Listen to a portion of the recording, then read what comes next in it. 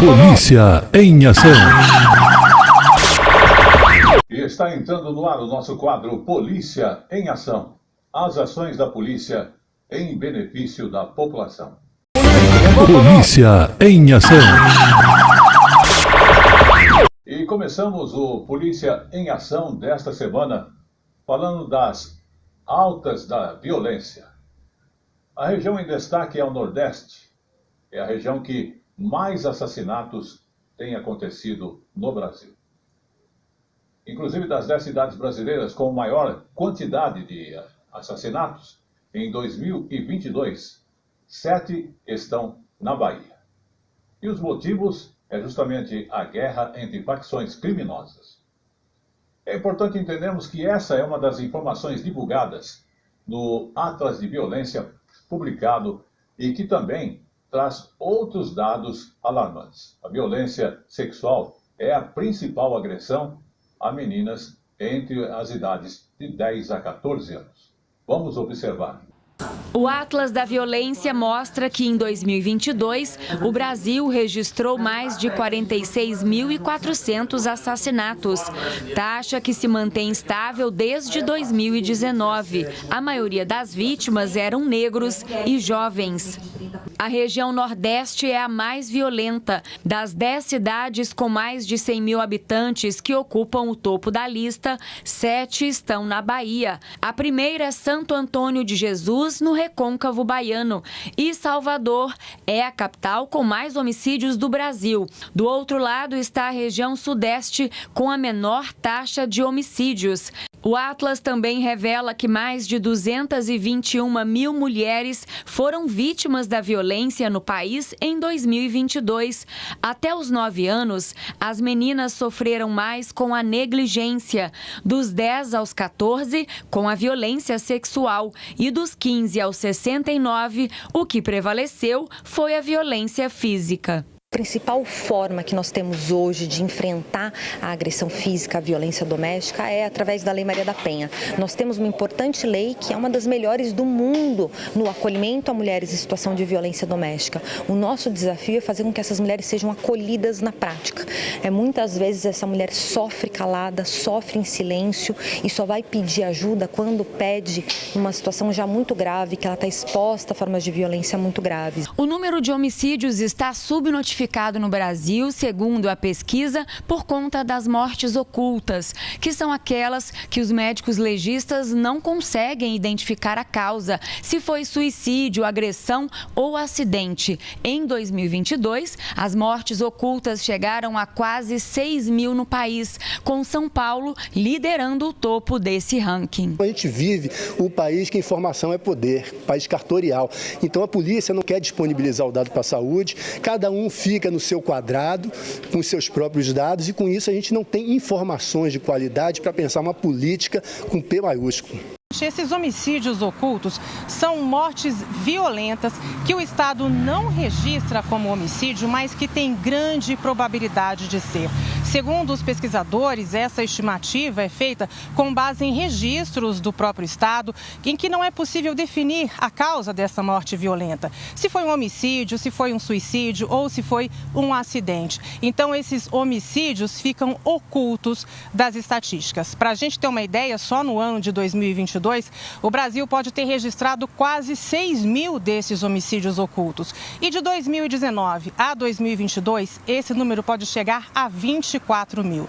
Depois de São Paulo, vem o Rio de Janeiro e o Ceará, que teriam mais números desses homicídios ocultos. Nós conversamos com o IPEA para tentar entender por que isso acontece. E entre os motivos, o principal é simples: não há um cruzamento entre os dados do Ministério da Saúde e das polícias. E por isso nós ficamos com este retrato impreciso da realidade. Ainda segundo o IPEA, a principal consequência dessa fotografia que não corresponde à realidade é que a gente não consegue diagnosticar o que está acontecendo e, com isso, não conseguimos fazer políticas públicas capazes de combater a violência. Veja. Entre 2012 e 2022, foram cerca de 136 mil pessoas no Brasil que morreram de morte violenta e o Estado não soube aferir porque aquela pessoa morreu. No nosso trabalho, nós concluímos que dessas 136 mil pessoas, cerca de 56 mil tinham morrido de fato por homicídio, né? Sendo que desses 56 mil, 40% estão concentrados no estado de São Paulo, que é uma situação absolutamente escandalosa e que precisa ser revista para se melhorar esse termômetro e entender o que está acontecendo, até para se pensar políticas qualificadas, baseadas em bons diagnósticos, em bons dados. Polícia em ação. E vamos agora ao segundo caso do Polícia em Ação. Falando da questão das épocas agora de festas juninas, né? Onde as pessoas costumam soltar balões que podem causar incêndios e é classificado como crime ambiental com aquela famosa pena de 1 a 3 anos de prisão. E o infrator ainda pode ser multado.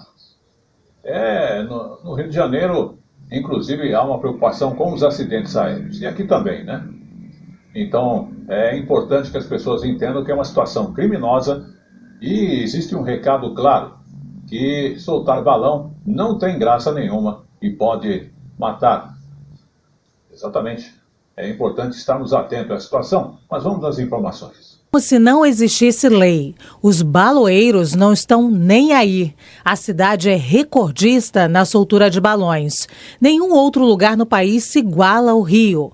Só este ano foram registrados 64 balões gigantes nos céus da capital fluminense.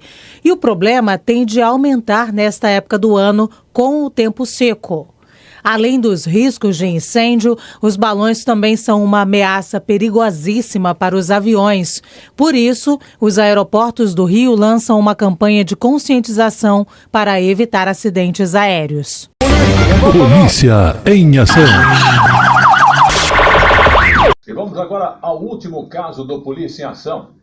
E olha, preste bem atenção, porque a Polícia Civil de São Paulo identificou o suspeito de uma série de crimes em que homens gays são atraídos a encontros íntimos em aplicativos de relacionamento, mas acabam, na realidade, sendo vítimas de uma emboscada.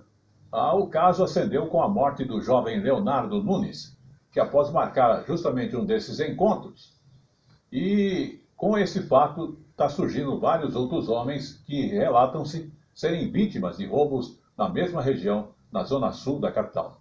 Vamos observar. As redes sociais ficaram cheias de relatos de homens que foram assaltados ao chegar no local de encontros marcados por meio de um aplicativo, conhecido entre o público gay.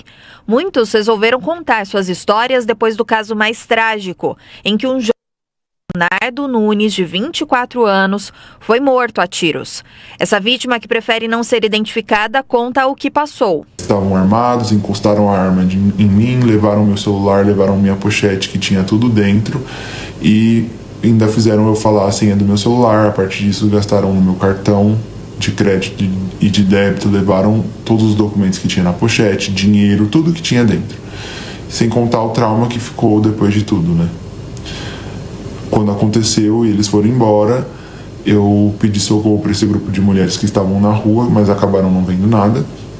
Elas me informaram que isso já tinha acontecido há uma semana atrás. E quando vi o caso do Léo, quando vi o endereço principalmente, eu na hora já tinha certeza que tinham sido as mesmas pessoas. Esse tipo de crime, conhecido como golpe do amor, tem como principais vítimas homens de 25 a 55 anos e passou a ser identificado e combatido pela Divisão Antissequestro da Polícia Civil aqui na capital paulista 2 anos atrás. Polícia em ação. E com esta última informação, o nosso quadro Polícia em Ação vai ficando por aqui. Até a semana que vem. Polícia em ação.